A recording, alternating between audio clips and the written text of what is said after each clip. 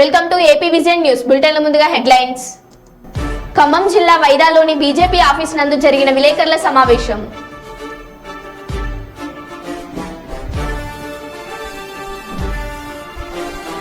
పట్టుబడిన అంతర్రాష్ట్ర చిరుతపులి చర్మ స్మగ్లర్లు.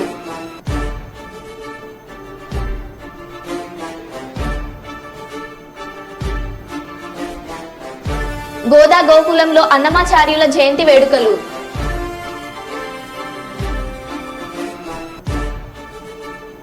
వీర బ్రహ్మేంద్ర స్వామి 37వ ఆరాధన మహోత్సవం. ఇక వివరాల్లోకి వెళ్తే, రాజన్న సిరిసిల్ల జిల్లా సమీకృత జిల్లా సముదాయం కలెక్టర్ కార్యాలయంలోని పంచాయతీరాజ్ ఇంజనీరింగ్ విభాగంలో సోమవారం అవినీతి నిరోధక శాఖ అధికారులు దాడులు నిర్వహించారు. పంచాయతీరాజ్ ఇంజనీరింగ్ శాఖలో సీనియర్ అసిస్టెంట్ గా విధులు నిర్వహిస్తున్న జోగినపల్లి భాస్కర్ రావు 7,000 లంచం తీసుకుంటుండగా రెడ్ హ్యాండెడ్ గా ఏసీబీ అధికారులు పట్టుకున్నారు. రాజన్న సిరిసిల్ల జిల్లా గంభీరావుపేట మండలం లింగన్నపేట గ్రామానికి చెందిన కాంట్రాక్టర్ వెంకటేష్ సుమారుగా 4.5 లక్షలతో నిర్మించిన శ్మశాన వాటిక కాంపౌండ్ వాల్ బిల్లు కోసం 4 నెలలుగా తిప్పుతూ చీఫ్ ప్లానింగ్ అధికారికి పంపించడం కోసం 8,000 రూపాయల లంచం డిమాండ్ చేశారు. దీంతో వెంకటేష్ ఏసీబీని ఆశ్రయించినట్లు ఏసీబీ డీఎస్పీ వివి రమణమూర్తి తెలిపారు. అనంతరం ఏసీబీ అధికారులు పథకం ప్రకారం వలవేయడంతో సోమవారం 7,000 రూపాయల నగదు తీసుకుంటుండగా ఏసీబీ అధికారులు రెడ్ హ్యాండెడ్ గా భాస్కర్ రావును పట్టుకున్నారు. భాస్కర్ రావును అరెస్టు చేసి కరీంనగర్ ఏసీబీ ప్రత్యేక న్యాయస్థానంలో హాజరుపరుస్తున్నట్లు డీసీపీ తెలిపారు.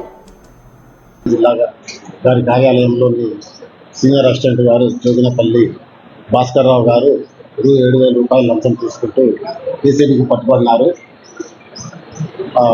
బాధితుడైన వెంకన్న, ఈయన గ్రామము లింగన్నపేట గంభీరావుపేట మండలము. ఈయన 2021 నుండి స్టార్ట్ చేసి 1.5 years క్రితము కబరస్థానికి కాంపౌండ్ వాల్ నిర్మించినాడు. 4,35,000 రూపాయలు విలువ గల కాంపౌండ్ వాల్ని నిర్మించాడు. అటు పనికి సంబంధించి ఎండి మరియు ఫైల్ని ఈ గారి ముందు పెట్టి ఈ గారి సంతకాలు తీసుకుని చీఫ్ ప్లానింగ్ ఆఫీసర్ గారికి పంపించడం కోసం 8,000 రూపాయలు లంచం డిమాండ్ చేశారు. అయితే బాధితుడు వేడుకోగా 1,000 రూపాయలు తగ్గించి 7,000 రూపాయలు లంచం ఇవ్వమని చెప్పాడు. 7,000 రూపాయలు లంచం ఇస్తూ ఈరోజు ఆయన రెడ్ హ్యాండెడ్గా పట్టించడం జరిగింది. ఆయన నేను ఇప్పుడు special court, ACB court, Karimnagar కోర్టులో ప్రొడ్యూస్ చేస్తున్న రిమాండ్ నిమిత్తం కేసు పరిశోధనలో పైసలు లంచం ఇచ్చి ఆయన ఎప్పటిలాగే మేము నోట్ల నెంబర్లు రాసుకోవడం కలెక్ట్ చేస్తూ అంత ఉంటుంది. రెడ్ హ్యాండెడ్గా అంటే ఆయన పైసలు ఇస్తారు, ఇచ్చొచ్చి నాకు సిగ్నల్ ఇస్తారు. బిల్లు 4 నెలల క్రితం వీళ్ళకి వచ్చింది. ఆయన దగ్గరికి 4 నెలల నుంచి తన దగ్గరే పెట్టుకున్నారు లంచం గురించి. ఒక వారం క్రితము 8,000 రూపాయలు లంచం ఇస్తేనే మీ పని అయిపోయిందని చెప్పి, అంటే ఈ గారి ముందు పెడతాము, లేకపోతే మీ ఫైల్ అప్లై ఉంటుందని చెప్పి రిక్వెస్ట్ చేసుకుంటే 1,000 రూపాయలు తగ్గించి 7,000 వచ్చింది. 2 ఫైల్ పంపిస్తానని చెప్పాను. ఈరోజు 7,000 రూపాయలు లంచం ఇస్తూ పట్టించింది. కర్నూలు జిల్లా అదోని మండలం పెసలబండ గ్రామంలో శ్రీ జగద్గురు మధ్విరాట్ పోతులూరు వీరబ్రహ్మేంద్ర స్వామి 37వ ఆరాధన రథోత్సవ కార్యక్రమం చాలా ఘనంగా నిర్వహించారు. స్వామివారికి పూజా కార్యక్రమం నిర్వహించి అభిషేకాలు చేసి మేళతాళాలతో డప్పు శబ్దాలతో స్వామివారి ఊరేగింపు ఘనంగా చేస్తూ కోరిన కోరికలు తీర్చే కలియుగ దైవం శ్రీ పోతులూరి వీరబ్రహ్మేంద్ర స్వామి. ఇక్కడ కోరిన కోరికలు నెరవేరి ముడుపులు కానుకలు అందించిన భక్తులు, చుట్టుపక్కల గ్రామ ప్రజలు, భక్తుల్లో వేరే రాష్ట్రం నుంచి భక్తుల్లో రావడం జరుగుతుంది. భక్తులు అందరూ కలిసి స్వామివారిని రథంలో కూర్చోబెట్టి భక్తుల్లో వ్రతం రాకి అంగరంగ వైభవంగా రథోత్సవ కార్యక్రమం నిర్వహించారు.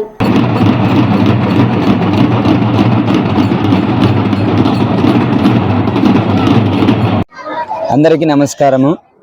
ఈరోజు పోతులూరి వీరబ్రహ్మేంద్ర స్వాముల వారి 37వ ఆరాధన జరుగుతున్నది.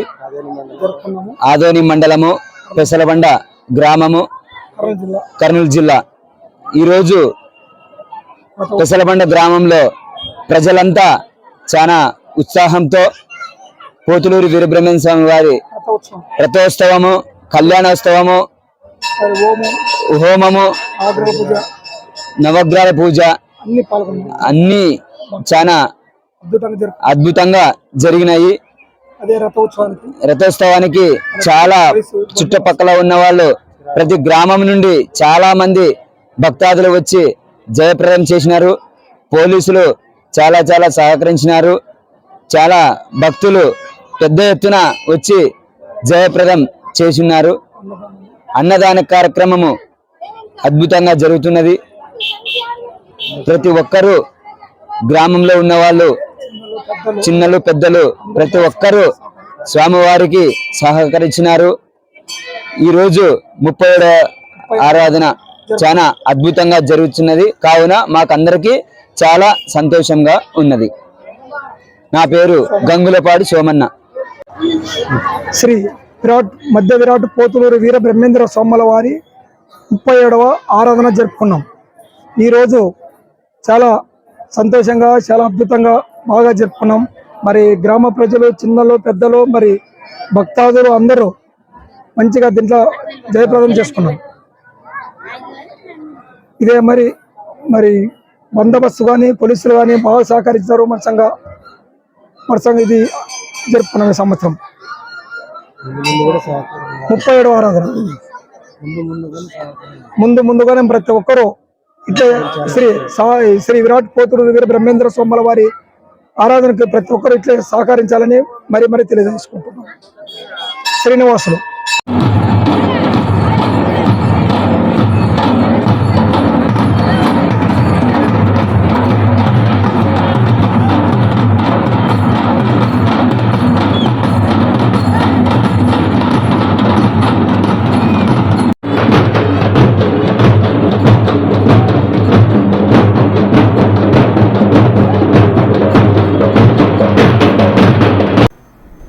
జగిత్యాల జిల్లా ఎండపల్లి మండల కేంద్రంలోని స్థానిక ఐకేపీ సెంటర్లో పోసిన వడ్లను కొనుగోలు చేయడం లేదని రైతులు ఆవేదన వ్యక్తం చేస్తున్నారు. గత 30 రోజుల నుండి ఐకేపీ సెంటర్లో వడ్లను పోసి ఉంచిన రైస్ మిల్లర్ల నిర్లక్ష్యం వల్ల లారీలు రాకపోవడంతో తూకం వేసిన వడ్ల బస్తాలను సకాలంలో దించకపోవడంతో వడ్ల కొనుగోలు జాప్యం జరుగుతున్నట్లు రైతులు తెలిపారు. ఇప్పటికే సుమారు 5,000 బస్తాలకు పైగా తూకం వేసి ఉండగా మిగిలిన వడ్లను సైతం రైస్ మిల్లర్లు తీసుకోవడానికి నిరాకరించడంతో చేసేదేమీ లేక తూకం వేయడం నిలిపివేసినట్లు సెంటర్ నిర్వాహకులు తెలిపారు. మాది ఎండపల్లి గ్రామం. ఇక్కడ మేము నెల రోజుల నుంచి వరి కోత కోసి వడ్లు కుప్ప పోసుకొని ఈ కవర్లు తీసి వేయడం జరుగుతుంది. మరి ఇవన్నీ మొలకలు వచ్చినా కానీ మేము కుప్పల కాడికి పోయి కన్నీరు కార్చుకోవడం జరుగుతుంది. దీనికి పట్టించుకునే నాదులు ఎవరు లేరు మాకు. మరి జోకిన బస్తాలు కూడా నిల్వ ఉండడంతో ఈ జోకుడు ఆపి ఆ బస్తాలు పోయినాక మేము మళ్ళీ జోకుతామని చెప్తారు.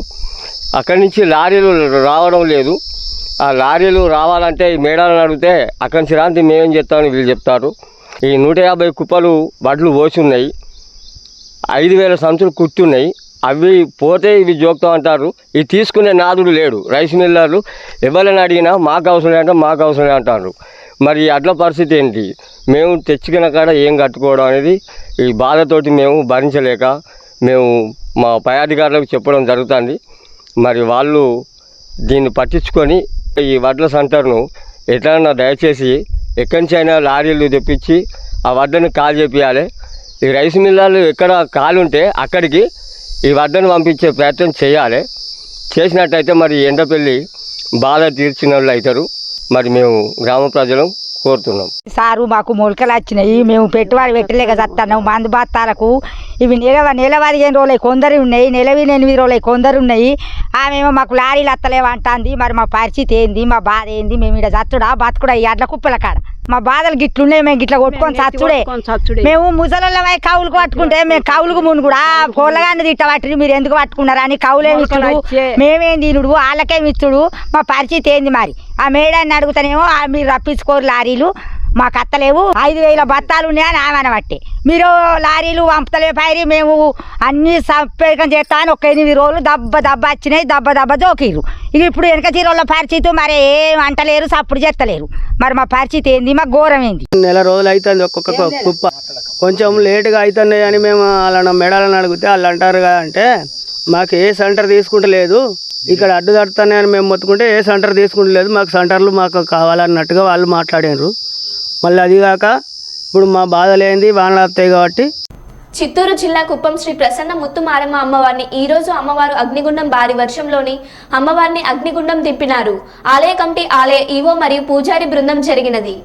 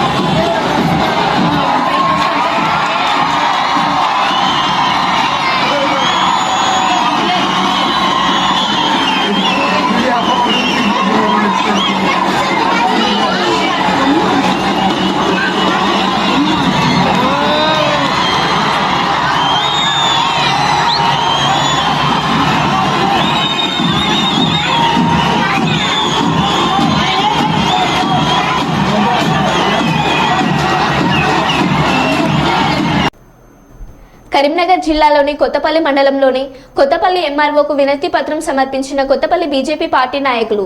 ఈ సందర్భంగా BJP parliament convener Boinapalli Praveen Rao మీడియాతో మాట్లాడుతూ రాష్ట్రంలోని కాంగ్రెస్ ప్రభుత్వం రైతు సమస్యలు తమకు పట్టవు అన్నట్లు వ్యవహరిస్తుందని, ముఖ్యంగా ఆ శాఖ మంత్రి తుమ్మల నాగేశ్వరరావుకు అకాల వర్షాలతో నష్టపోయిన రైతులకు భరోసా కల్పించి వారి సమస్యలను పరిష్కరించాలనే చిత్తశుద్ధి లేకపోవడం దారుణమని, వ్యవసాయ మంత్రిగా తుమ్మల ఏం చేస్తున్నారని ప్రశ్నించారు.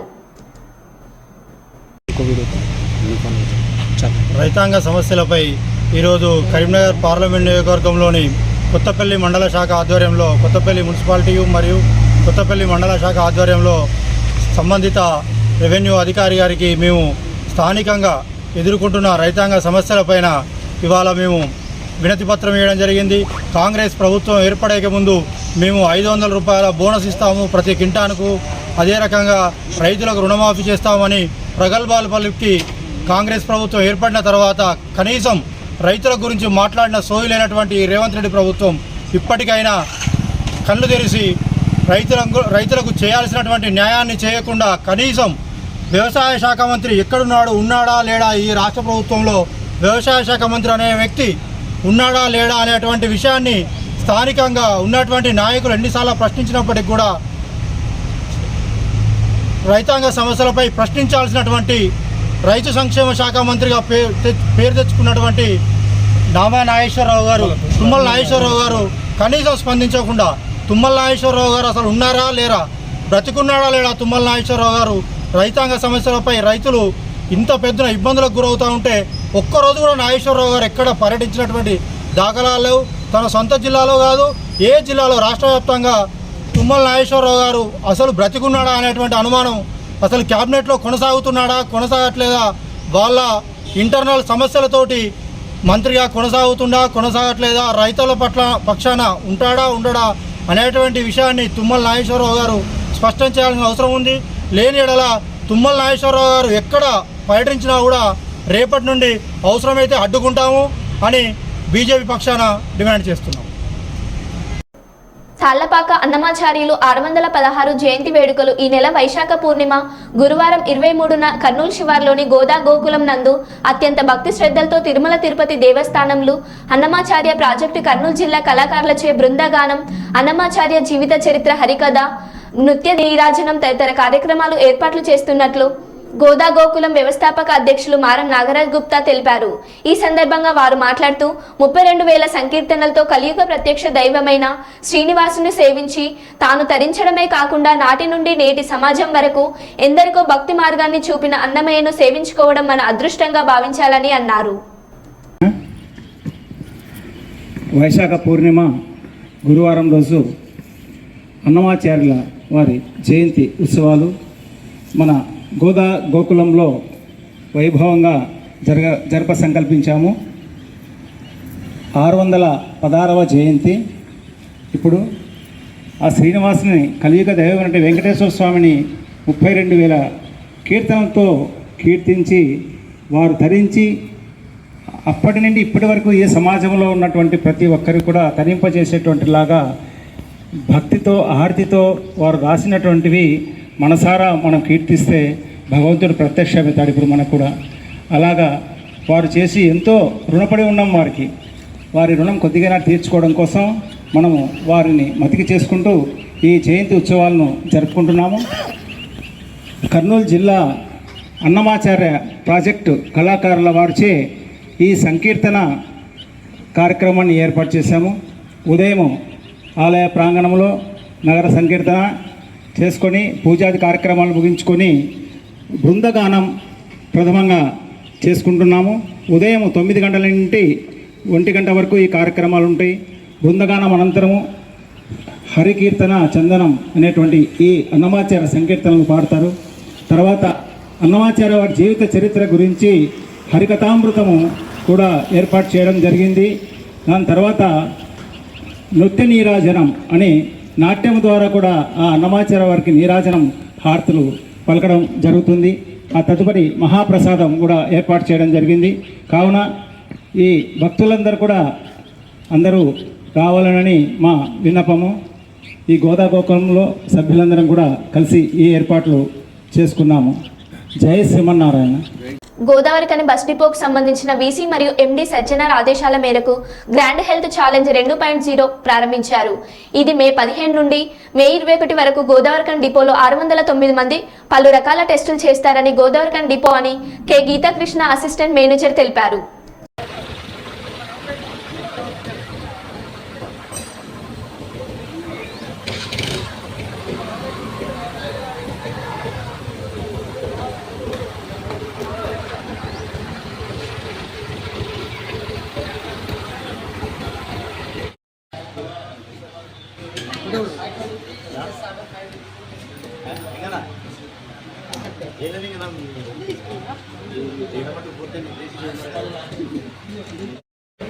అందరికీ నమస్కారం. నా పేరు Geetha Krishna, assistant manager traffic Godavarikhani TSRTC. Grand health challenge అనే కార్యక్రమం మన గోదావరిఖండ్ డిపోలో మే 15 నుంచి మే 21 వరకు ఈ క్యాంపు నడపడం జరుగుతున్నది. గౌరవ బీసీఎన్ ఎండి గారు శ్రీ సజ్జనార్ గారి ఆదేశానుసారం ఆర్టీసీ కార్మికులు, ఉద్యోగులు ఎవరైతే ఉన్నారో డ్రైవర్లు, కండక్టర్లు, మెకానిక్లు, సూపర్వైజర్సు మరియు హైర్ బస్ డ్రైవర్తో సహా అందరికీ కూడా, ఆర్టీసీ ఎంప్లాయీస్ అందరికీ మరియు హైర్ బస్ డ్రైవర్లందరికీ కూడా మెడికల్ చెకప్ ఈ క్యాంప్ ద్వారా చేయడం జరుగుతుంది. ఇది ఫ్రీ హెల్త్ చెకప్ అండి. ఈ చెకప్ గురించి మనకి హైదరాబాద్కి చెందిన సంస్థ ఎంఎస్ కాల్ హెల్త్ వాళ్ళ యొక్క మెడికల్ క్యాంపు టీంని మన కాడికి పంపించి గోదావరిఖండ్ డిపోలో 6 రోజుల క్యాంప్ అండి. ఇది 6 రోజుల్లో సుమారు 609 మందికి ఈ ఫ్రీ హెల్త్ చెకప్ చేయడం జరుగుతుందండి. ఈ హెల్త్ చెకప్లో ఫస్ట్ బ్లడ్ ప్రెషర్ చెక్ చేస్తారు, షుగర్ లెవెల్స్ చెక్ చేస్తారు, హైట్ చెక్ చేస్తారు, ఐసైట్ చెక్ చేస్తారు. తర్వాత బ్లడ్ టెస్ట్లో 5 రకాలు, మళ్ళీ haemoglobin, random glucose test, kidney functioning test, liver functioning test మరియు ఇంకొకటి వచ్చేసి కొలెస్ట్రాల్ లెవెల్స్, ఇవన్నీ కూడా చెక్ చేయడం జరుగుతుందండి. అలాగే ఐసైట్, హైట్ కూడా చెక్ చేయడం జరుగుతుంది. దాదాపు ఈ రోజు వరకు కూడా 609 మందికి గాను సుమారు 530 మంది ఈరోజు 5వ రోజు అయిపోయారండి. ఇంకొక 78 మంది, 79 మంది రేపు లాస్ట్ రోజు గోదావరిఖండ్ డిపోలో రేపటితోటి ఇక్కడ ఈ క్యాంపు కంప్లీట్ అవుతుంది.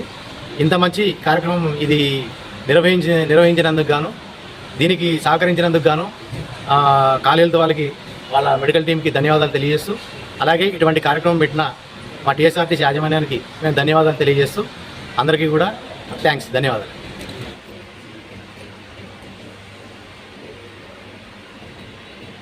భారతీయ జనతా పార్టీ ఆధ్వర్యంలో ఈ నెల 27వ తారీఖున జరగబోయే ఖమ్మం, నల్గొండ, వరంగల్ ఉమ్మడి జిల్లాల ఎమ్మెల్సీ అభ్యర్థిగా పోటీ చేయుచున్న శ్రీ గుజ్జుల ప్రేమేందర్ రెడ్డి గెలుపును కాంక్షిస్తూ వైరా బీజేపీ కార్యాలయం నందు పత్రికా సమావేశం ఏర్పాటు చేయడమైనది.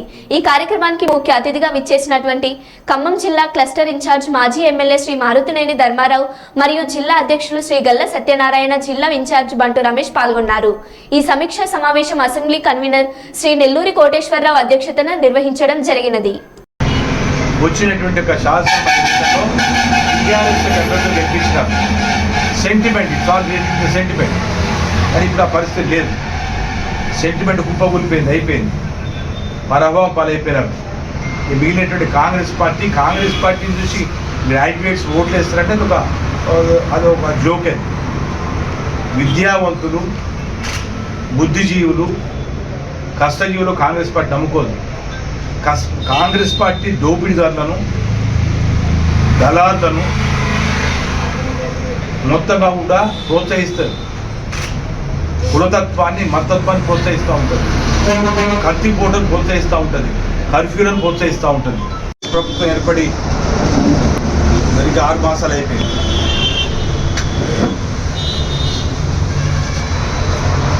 సిక్స్ మంత్స్ యొక్క పరిపాలనలో ప్రజలు పెద్ద ఎత్తున మార్పు కోరుకొని కాంగ్రెస్ పార్టీని పట్టం కట్టినారు. అదే ప్రకారంగా అధికారం ఇచ్చే కాంగ్రెస్ పార్టీ యొక్క హామీలను తక్షణమే అమలు చేస్తారు. మాకు లబ్ధి చేకూరుతుందని చెప్పేసి లబ్ధిదారు, లక్షలాది మంది లబ్ధిదారు, 87 లక్షల కుటుంబాలు ఉన్నాయి. దాంట్లో దాదాపుగా సుమారుగా కాంగ్రెస్ పార్టీ ఇచ్చిన హామీలు ఒక 20 లక్షల కుటుంబాలు తప్పితే మిగతా 67 లక్షల కుటుంబాలకు వర్తించే విధంగా ఉన్నాయి. ఒకే కనిపిస్తుంది. అదే పేదింటి బిడ్డ మా నరేంద్ర మోడీ గారు. నరేంద్ర మోడీ గారి యొక్క ప్రాధాన్యత ఉందో పేదింటి, పేదవానికే సహకారము, పేదవానికి అధికారము. ఇది ప్రజాస్వామ్యం, నిజమైన ప్రజాస్వామ్యం. It's not European democracy, it's not the American democracy, it is the democracy which is being loaned to other countries. మన దేశం నుంచి పరదేశాలకు, ఇతర దేశాలకు ప్రయాణించే ప్రజాస్వామ్యం, పేదవాని యొక్క ప్రజాస్వామ్యం, నిజమైన ప్రజాస్వామ్యం ఈరోజు మోడీ గారి అడుగుజాడలు నడుస్తుంది.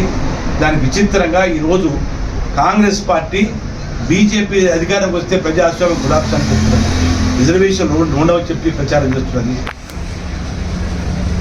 ఇది ఏమాత్రంగా కూడా ఈ రకమైనటువంటి అబద్ధాలు ప్రచారం చేస్తే ఎవరు ప్రజలు నమ్మే పరిస్థితి లేరు. 72% మంది పేద వర్గాలు మోడీ గారి ప్రధానిగా ఉండి తీరాలని చెప్పేసి గతంలో చెప్పారు. మళ్ళీ చెప్తున్నాం, ఆ యొక్క తీర్పు అంతకంటే అధికంగా రాబోతున్నారు. ప్రజాస్వామ్యం ఒక పక్క, ప్రజా సంక్షేమం ఇంకో పక్క, అభివృద్ధి మళ్ళీ రుణమాఫీ కోసం రుణం తీసుకున్నటువంటి మాఫీని మేము మద్దతు చేస్తూ మేము చేస్తాము, ఒకే రోజు చేస్తాము, ఒకే గంట రోజు చేస్తామని చెప్పినాం. మీరు చెప్తారు 35,000 కోట్ల రూపాయలు రావాలని చెప్పేసి. ఉన్న పూలు మొత్తం అమ్మినా, హైదరాబాదు సగం తాకట్టు పెట్టినా ఆ డబ్బును మీరు సమకూర్చుకోలేదు. అందుకనే మోడీ గారు చెప్పాడు, ఈ దేశంలో ఎవరైతే కష్టపడి సంపాదించుకుంటున్నారో వాళ్ళ యొక్క శక్తిని బలహీనపరచడం కోసము కాంగ్రెస్ పార్టీ ఇండియా ప్రయత్నం చేస్తున్నది. శక్తి సామర్థ్యాలతోటి రూపాయి కూడగట్టుకొని దాచుకుంటే దాన్ని కొల్లగొట్టేందుకోసము, ఆ కొల్లగొట్టే ధనాన్ని మొత్తంగా కూడా కొద్ది మంది చేతులకి పోయడం కోసము ఉద్దేశించక భారతీయ జనతా పార్టీ అభ్యర్థి రేవంత్ రెడ్డి గారు గెలిస్తారని చెప్పేసి మరి మేము చేసే ప్రచారంలో అనేక మంది కమ్యూనిస్టులు, నేను చెప్పినట్టు కమ్యూనిస్టులు కూడా వచ్చి మేము మీకే సపోర్ట్ చేస్తాం ఈసారి, గత అనేక సార్లు పొరపాటు జరిగిపోయింది, ఈ పొరపాటు సరిదిద్దుకుంటూ ఉంటాం. కాబట్టి ఎప్పుడు కూడా కమ్యూనిస్ట్ పార్టీ ఎప్పుడు కూడా నిజాన్ని ఒప్పుకోరు. చివరి దశలో ఒప్పుకునే పరిస్థితి వస్తూ ఉంటుంది. కాబట్టి ఆ రకంగా ముఖ్యంగా ఈ ప్రాంతంలో ఉన్నటువంటి విద్యావంతులు, ముఖ్యంగా యువ ఓటర్ 11.5% ఉన్నారు. Youth first time graduate voters 11.5%, almost like 44,000 ఉన్నారు. 44,000 యువ ఓటర్లకు విజ్ఞప్తి చేస్తున్నాను. ఎస్, భారతీయ జనతా పార్టీ దేశానికి పరిష్కారం. మరో బులెటిన్లో మళ్ళీ కలుద్దాం. Stay tune.